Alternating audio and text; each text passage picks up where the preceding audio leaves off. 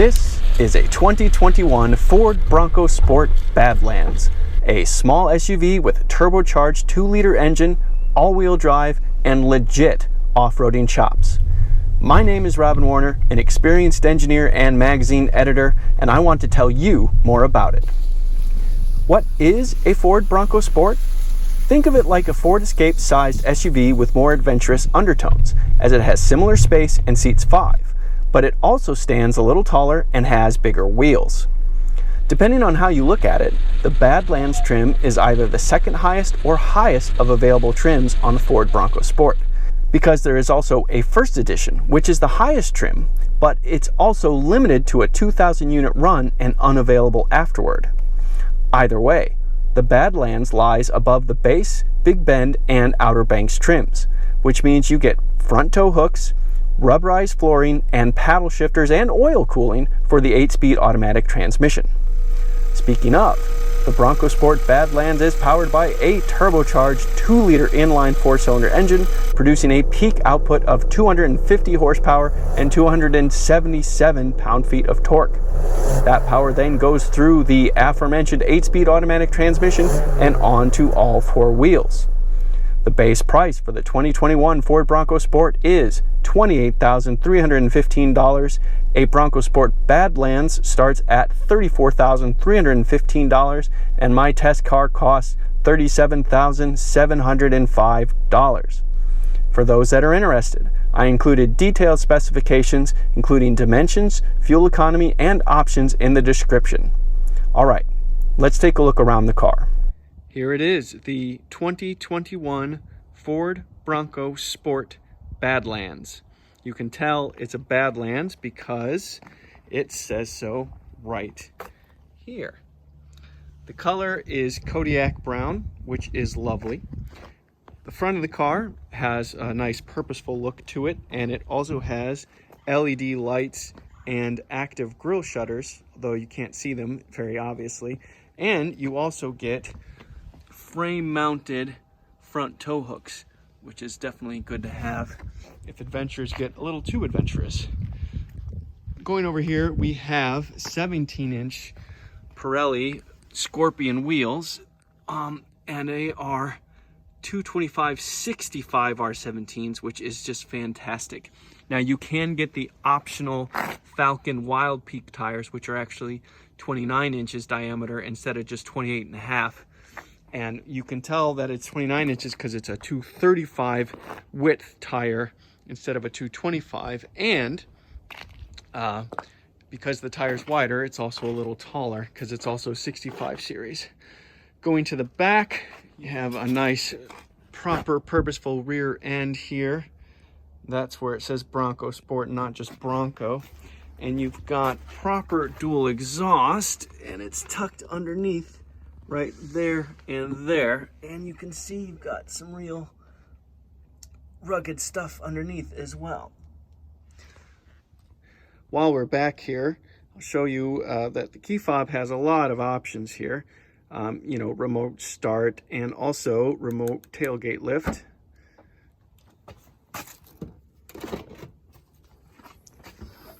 And you can see you've got a decent amount of space back here, and we also get rubberized flooring for easier cleanup. And I don't know if you saw it, but you can actually you can open the door or just the glass, which is nice. It's always a fun feature. Let's take a look inside. Let's start in back. First of all, this car isn't very long, under 173 inches long, but it is quite tall. And because of that, even though you don't have a lot of space in here, right here, you do have plenty of knee room, and you also have a lot of storage as well. Seats fold down really easily, the rubberized flooring continues, and because it is so tall inside, there's a lot of space in here as well. And also the headrests fold down easily like that. But yeah, space is really plenty adequate. I have space for my knees right here, sitting, because you sit up high, and you have a AC outlet right here, which is nice, and nicely upholstered seats back here. So really plenty comfortable inside. And check this out. Space for stuff. Gotta love space. Gotta love stuff. Zippered. All right, moving on to the front. Not only is this a Badlands model, full of neat graphics to look at whenever you open the doors, this also has the Badlands package, which includes a lot of luxuries like a Bang & Olufsen stereo system, 10 speakers. You also get wireless charging and heated steering wheel, among a bunch of other things. So, you know, there's a lot of comforts in here, even though this is supposed to be the most serious off-roader. There is your navigation screen. Hello. And nice dial for shifting right there. But this car, being Badlands, also has paddle shifters right here. And the transmission also has an oil cooler, which is a nice feature. Moving down here, you have parking brake, and this is auto hold. So this, if you turn that on, will just keep you, parked on a hill or something like that if you want to have it in hold but still be in drive. And then as you hit the gas, it'll just get moving again. And then beneath that is your G.O.A.T modes surrounded by a bunch of stuff. So let's go through these real quick. This is trail control. This is your cruise control for off-roading, basically. This is lock into four-wheel drive. This is the rear differential lock, which is a nice feature. And this just turns on and off stability control, those kinds of things. Now, in terms of G.O.A.T modes, you actually get 7 G.O.A.T modes in this car because it's the Badlands. The Badlands in the first edition get extra modes, and I will go through all of those in just a moment. But generally speaking, this is a really nice looking interior. It's well laid out, and it's actually quite spacious inside. You get that little things like that. You get the standard features on the door, those kinds of things, plenty of space for a bottle holder, stuff like that. But you also get a real nice big moonroof and some other stuff. I'm going to start it up and show you a bit of it now. Okay, now with the engine running, you can see what you got here. So you get 2 gauges on either side, tach and speedometer, and then you get a screen in the middle for, a lot of other information. And then here's the nav screen, which has all kinds of settings and stuff like that. So let's go to G.O.A.T modes. You start with normal. That's right here. And then from there, you can choose mud and ruts, sand, or rock crawl. Or you can go the other way and choose eco, sport, oh yeah, and slippery, ice, snow, whatever. So those are your 7 modes. The Badlands, the extra 2 modes you get here are mud and ruts and rock crawl. Sand comes in all of them, but mud and ruts and rock crawl is special to the Badlands and the first edition. One more feature I want to point out too is you get this front view camera right here, and if you press that, there you go. Now I can see really well in the front, and it makes sense that you'd want to see because you might be in some pretty precarious places and you'd want to know exactly what's right in front of your bumper.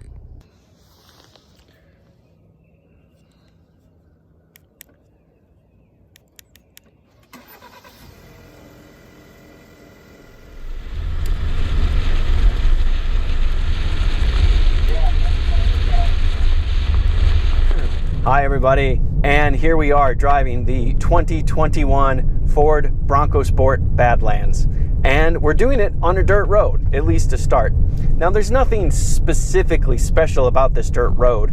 Any car could drive on it, but this car, the Bronco Sport, just felt a little bit more appropriate to not be on pavement when we started this. And the reason is this thing is legit. I wouldn't necessarily take this to Moab, but you could definitely be on a pot-marked, ruddy dirt road and not be worried at all. And that's what I'm doing. And part of the reason why I'm doing that is because this is the Badlands trim. This is the most off-roady version of the Bronco Sport. Now, there is a higher level version of it, the first edition, but that car is a little bit of an in-between of just being more luxurious and capable off-road. The one thing that is legitimately definitely more off-roady is the first edition comes with 29-inch diameter wheels instead of 28.5-inch, but okay, half an inch, not the biggest difference. Also, those tires are optional on the Badlands package. They have these Falcon tires that are probably a little bit better than these Pirelli Scorpions as well, but we're not talking about going from a high-performance summer to a truck tire here. Do you know what I mean? But this is the car that has some real off-roading kit where you can do some legitimate stuff with it, okay? You've got a locking rear diff.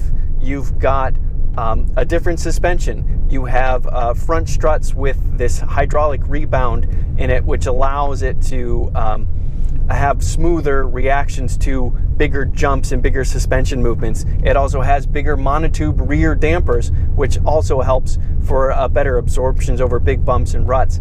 And on top of that, it also has a softer spring rate and in smaller anti-roll bars, which means less anti-roll, means more roll. You can move around in this car, you can articulate the suspension more and not worry as much. It's legitimate. The fact that it has a rock crawl mode is legitimate because you can do those types of things.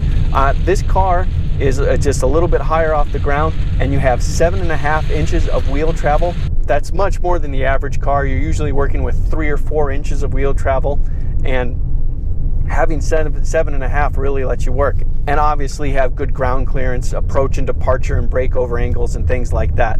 And given all of those things, I felt like, well, let's at least start this on a gravel road, you know, a little bit bumpier, a little bit ruddier, a little more pitted and uneven. I will say that this car, this Bronco Sport, is very comfortable on this road, absorbs all the potholes and all the heaves and all the things that are, all the ruts that are in here very comfortably, and makes very easy work of it. So I am on this road just like any other car, but I am more comfortable than much anything else on this road. So I mentioned the trail control earlier, the low speed cruise control for off-roading. Well, I actually did a little demonstration and I want to show you that right now. All right, I'm in a nice little spot where I can show you trail control. Trail control is basically cruise control for off-roading, and it's very low speed. I think only up to 20 miles an hour. And I've already got it set for 2 miles an hour. One neat trick about it is something I'm going to show you in a minute. But, so check it out. This is what it looks like. I'll switch to another camera here so you can see it is set for 2 miles an hour. And right now I'm set to be in reverse. So I'm going to move it 2 miles an hour going forward, and here we go. And one thing it does is it gives me a front camera view so I can see what I'm coming up against as I go forward, which is really cool. And as you can see right here, I am going 2 miles an hour, just as I asked it to. But now I've decided I want to go back uphill. So now I'm going to switch it to reverse. Now the instrument cluster shows me that, and because I hit the brake, it slowed down to 1 mile an hour. I'm going to speed it back up to 2 miles an hour. And now that I'm in reverse, it changed to the backup camera, and here I come. I'm not touching anything. This is all the car right now doing this, which is a little spooky, but also pretty cool.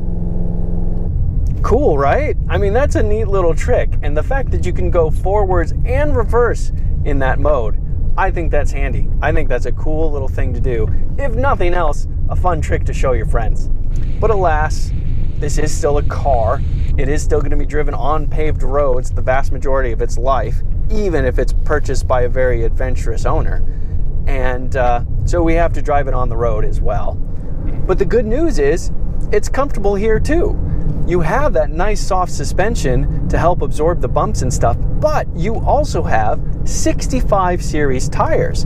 Those two things combined really give you a lot of play and motion up and down to absorb bumps and unevenness in the road.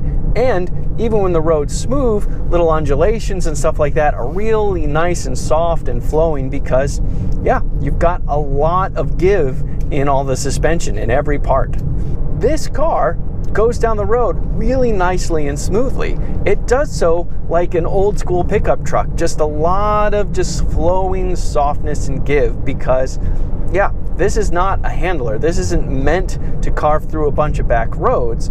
It's meant to, you know, take you on those paths less often taken and still be able to come back home. So those things combined just make it a really nice, like, low stress, easygoing ride on the road, which is a nice change of pace.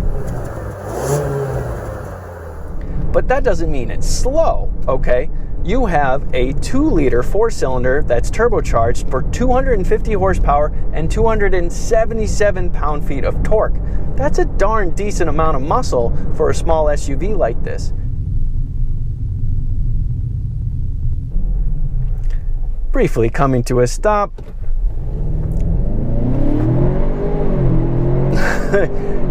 Not bad, you know. So we're getting a lot of shifts really quickly, because this is an 8-speed and it is kind of geared to be able to give you some more of that lower speed off-roading capability. But yeah, plenty of acceleration to get moving on the road as well. You're not wanting for acceleration here in most cases. And really, this feels plenty quick for a tall off-roady SUV like this. But there's one thing to consider. The Badlands comes with the larger of 2 engines offered. So you have this 2-liter turbocharged 4-cylinder, or you have a 1.5-liter turbocharged 3-cylinder to use. Now, the 3-cylinder makes 181 horsepower and 190 pound-feet of torque. In most circumstances, that's probably fine, but there might be moments where you're feeling a little bit anxious to get moving a little quicker than you are. Just something to consider. Of course, there are some drawbacks to having a more off-road capable, taller, boxier SUV. First of all, obviously, it's not a very good handler on the road. And if you're trying to get somewhere quickly, the body's gonna roll way over side to side, and you're gonna get a lot of dive under braking and pitch under acceleration. And, you know, this isn't the most pleasant thing to go canyon carving with, right? The suspension, the shifts are a little bit on the slow side. There is a sport mode. That's one of the 7 modes you've got, and that does speed those types of things up. But obviously, we're nowhere near, you know, sporty on-road feel with this kind of thing. The other drawback of a tall, boxy SUV like this is it's pretty much a brick you're pushing through the air. So, especially when you consider things like the roof rails and everything else, this is pretty loud on the interstate for wind noise. You're just going to hear a lot of it. And the tires too, they're a little bit more capable off-roady. They're, you know, they good balance there, but they're a little bit noisier on the road than your best road tire. So that is a small thing to consider when you get something like this. When you're just, like, say, commuting to work, or you're on the interstate to get to some cool off-roady location, you're going to have a slightly louder, slightly less comfortable for your ears experience. Ultimately, I'd say that's a small penalty, because again, you've got a good ride and you've got a lot of things that are nice in this car. Now, part of it is that this is the Badlands, which is a higher level trim car, more expensive in the first place. But the other part of it is this particular car also has the Badlands package, which is actually a luxury package, not more off-roading. So because of that, I've got 8-way power adjustable driver's seat, 6-way power adjustable passenger seat, adjustable headrest. I've got a 10-speaker Bang & Olufsen sound system. I've got body colored door handles. I also have a power moonroof and the remote engine start you saw earlier. I have reverse sensing. I have a heated steering wheel, and I also have the wireless phone charging. That's because of the $2,595 Badlands package on this car. Furthermore, this car also has some safety stuff as well. It's called Ford Co-Pilot 360, and it's the adaptive cruise control and the touchscreen nav and things like that. So part of what makes this car as comfortable as it is on the road is that it is fully loaded. And that makes this car, as you heard earlier, nearly 40 grand.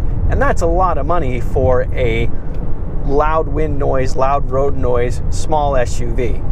But this car, this SUV, you know, also fits a niche. This is a product that is not for the mainstream, and this is not just for your daily commute. This car offers a little bit extra. This car offers that chance to do something a little bit more on the weekends, to feel like you have more options in terms of places to go, things to see, you know, throw a pair of mountain bikes in it, throw camping gear in it, whatever.